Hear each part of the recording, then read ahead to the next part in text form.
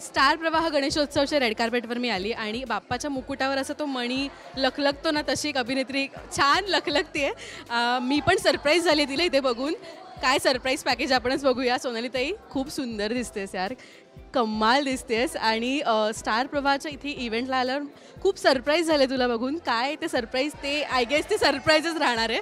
पण unfortunately surprise आहे, थोड्या दिवसांकरता, थोड्याच दिवसात कळणार आहे.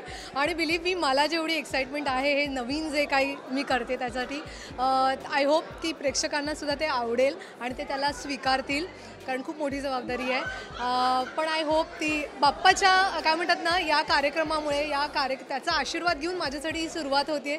सो आय एम शुअर सगळं छानच होईल. श्री गणेशा, या निमित्ताने झालं आहे की तू टेलिव्हिजनवर येतेस हे आम्हाला आज कळलं आहे. पण कोणत्या गोष्टीसाठी ग्रेटफुल आहेस बाप्पाजवळ, आणि आज थँक्स म्हणायचं असेल तर ती काय गोष्ट आहे? आय थिंक ओव्हरऑलच सगळंच जे मला आयुष्यात माझ्या मिळालेलं आहे किंवा नाही मिळालं आहे, ते पण मी मगाशी म्हटलं की ते काही कारणासाठी नाही मिळालं आहे, त्याच्यापेक्षा चांगलंच काहीतरी मिळालं आहे. सो प्रत्येक गोष्टीसाठी मी बाप्पाची खरंच खूप आभारी आहे.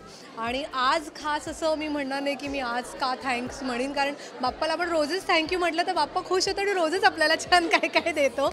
सो आय थिंक रोजच आपण त्याला थँक्यू म्हटलं पाहिजे.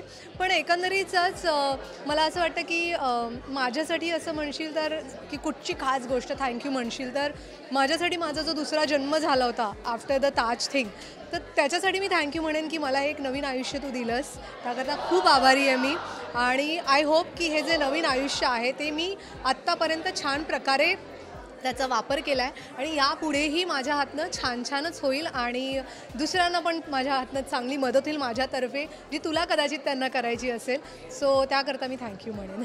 टेलिव्हिजनवर येण्याचा निर्णय कधी घेतलास, आणि ते सगळं गुपित राहू देत, पण ती एक मोमेंट आम्हाला सांग की तू.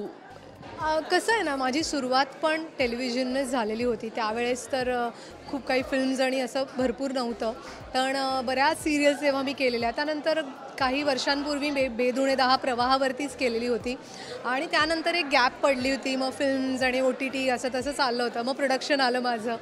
पण कायमच काय म्हणतात ना, पेहला प्यार म्हणतो आपण, तसं मला कायमच टेलिव्हिजनचं अप्रूव्ह होतंच आणि मला करायचं होतंच. आणि मी तसं वर्ड स्प्रेड म्हणतो ना, तसं केलं होतं. आणि देवाच्या कृपेने जे आलं आहे ते खूप छान आलं आहे आणि जस्ट ती जबाबदारी आता माझ्याकडनं पेलली जावी एवढंच मला वाटतं आहे. पण आय एम व्हेरी हॅपी की पुन्हा माझ्या काय म्हणतात ना, माहेरी म्हणू आपण की तसं माझ्या या टेलिव्हिजनवरती मी आले, कारण हे खूप मोठं माध्यम आहे.